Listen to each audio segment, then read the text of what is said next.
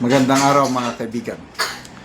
Bigyan natin ng reaksyon, opinion itong maliit lang na pahayag, short statement ni Senator Erwin Gatchalian. Inaamin niya na wala nang tiwala ang taong bayan sa gobyernong ito. So, supalpal yun sa Marcos administration. Correct? Bakit wala nang tiwala? Dahil sa nangyayari sa ating bayan. Pakinggan natin siya. Sa BICAM deliberation nito sa budget.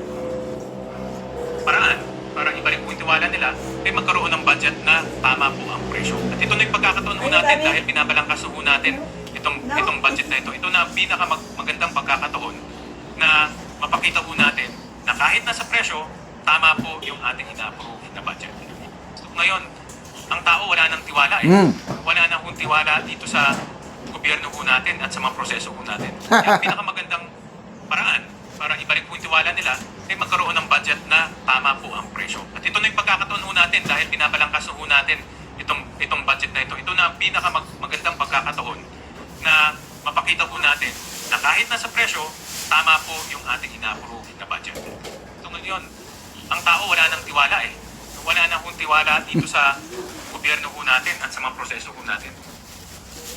Salamat, Senator Erwin Gatchalian, sa pagsasabi nyo ng katotohanan.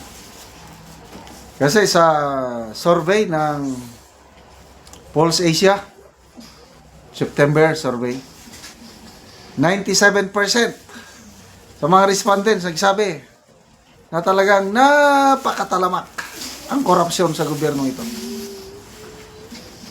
Halos ganun din sa SWS survey. Yung latest nilang survey. 84% na nagsabi na talamak ang korupsyon sa gobyernong ito ngayon. Itong Marcos Jr. administration. 84, 97, diba? Grabe. Halos, yun?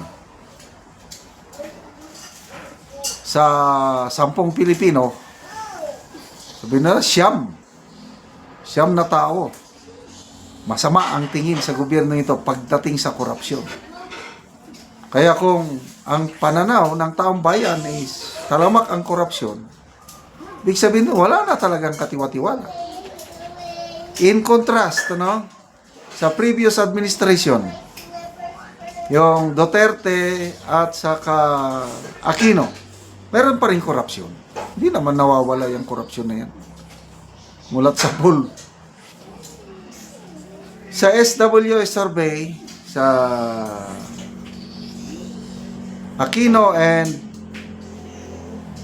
Duterte administration, yung midterm survey nila, nasa 40+% lang ang nagsabi na talamak ang korupsyon.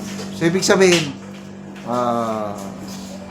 out of 10, nasa 4 lang na Pilipino ang nagsabi na talamak. So, malaking kaibahan, di ba? To me, kahit sinasabi natin na si Pinoy,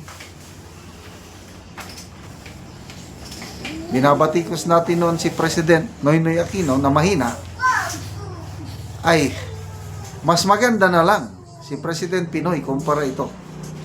At least, panahon ni President Pinoy Aquino, ang dami nilang nagawa sa infrastruktura. In fairness, nasa active service pa ako noon. Pag-ikot ko sa buong Pilipinas, umiikot kami. Kaliwat kanan, ginagawang mga kalsada, tulay at iba pa. At pinagpatuloy lang ng Duterte administration. Yung bill. Kaya ang ganda yung continuity, kahit magkaiba sila ng partido ba. Kaya lang para sa taong bayan, ginawa nila yung nakakabuti. Kaya umangat ang ating infrastruktura, itong magkasunod na administration, Aquino and Duterte. Tayong bumoto sa Unitin, akala natin itutuloy din ng Marcos administration ang nasimulan. Magandang ginawa ng Aquino and Duterte. Build better, more kuno. Anong build better more? Budol more. Wala silang maipakita na mga magagandang legacy projects nila. Kaya pati Bukana Bridge sa Davao, inaangkin na sa kanya daw. Ngayon nga na may matatapos na, gusto nang makipagkaibigan sa China. O paigtingin daw natin ang relasyon sa China. Well, tama. Paigtingin. Kailan? Ano ba yan? Mamaya, pagdating sa West Philippines Sea, aawayin mo na naman ang China. So, balik tayo. Wala talaga. Kahit ang Pangulong Marcos Jr. Sa isang press conference, binanggit niya yan. Wala nang katiwa-tiwala ang taong bayan sa atin. Bakit? Dahil sa inyo rin. So, paano may babalik ang tiwala ng taong bayan sa gobyerno ito? Sa aking pananaw,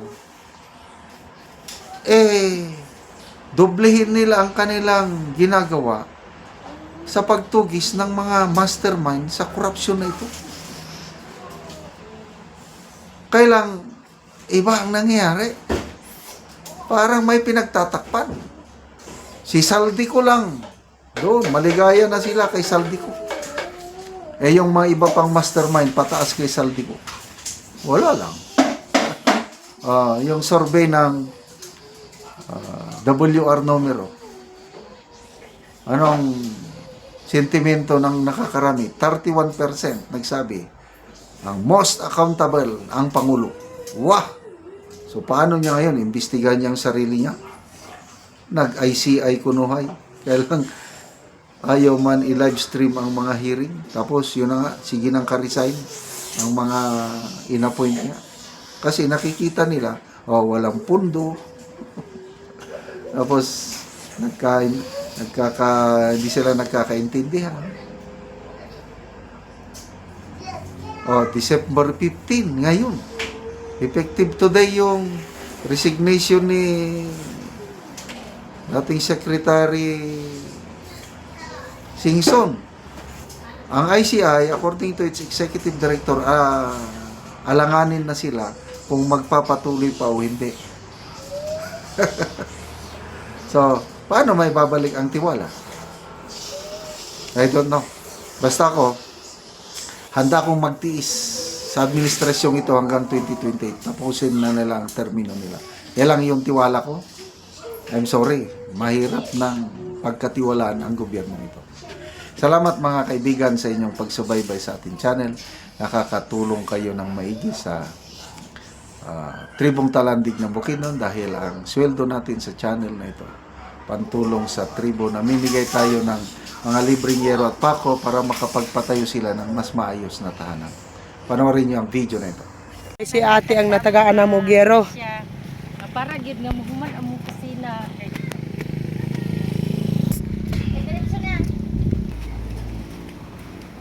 Ug mo ni ang balay ni ate sa tagaan na Mugero. Muna ni ang balay ni ate Muna ni ang iyang mga atop sa natagaan na Mugero. So mga silupin lang. So naay tubig nga naputos. Po nga pang inom pero na may gripo pag ulan. Ingani gini siya permente. Naani gyud ng kahimtang. Ingani among kahimtang busad ako kay magpasalamat sa Ginoo. Nga naay nihatag sa amo ang katabang gihapon dako kay tabang gyud. Oo, so kuha na gyud kayo og tubig. Sa ilang atop nga silupin lang ang ilang atop. Pila ni katuig before? 4 naman siguro ni mag 5 years. Ingani ra. So sulod sa kuha na 4 na katuig hapit na mag 5 sa paganto silang ate sa ilang balay nga tulo lang. Dahon. Na mga dahon na. Okay, naara. Gripo ng gripo. Muning nagkasalod pag ulan. Salot. Nagahapon nga ulan, asamot. Basta nagigay, may titignan ko at may pang Mat kayo sa Ginoong nagitagaan may ogsen sa labi na sa naghatag yun, naghatod dire. Thank you gig kayo. Taaning sena, thank you gig kayo labi na apilansang. Nakakuan gihapon mi. Nakatop na gid mi karon kaya itaod na magid nila. So, kuha na katuig ti, upat na kapen, hapit na maglima. Hapit na maglima. Sa inyong pagantos nga perminti lang maulan-ulanan. Sige ra gay mig tao dani og salog na usay agpo baon na lang ni tanan ang salog kay Oo, mura yung man salog. gihapon. Mura man gihapon. Nga sige ra man gihapon tulo kay mo malagi ni na atay ka. Nga naman te sa kadugayon na sa inyong pagpuyo wala mo nakapalit og sen. O sa ingani nga hitabo di magid may pakapalit og sin kay pila ra kita sa akong kauban mais na financing pa. Taman ra saon. Ngod sa kalisod na pila kabuk akong bata diri na ko high school duha na dili lagi ko pagkakuan. Pila day mong anak te? Upat. So kuang gyud lisod yun yung panginabuhi. Lisod kaayo na. So salamat kayo te. O sige, salamat.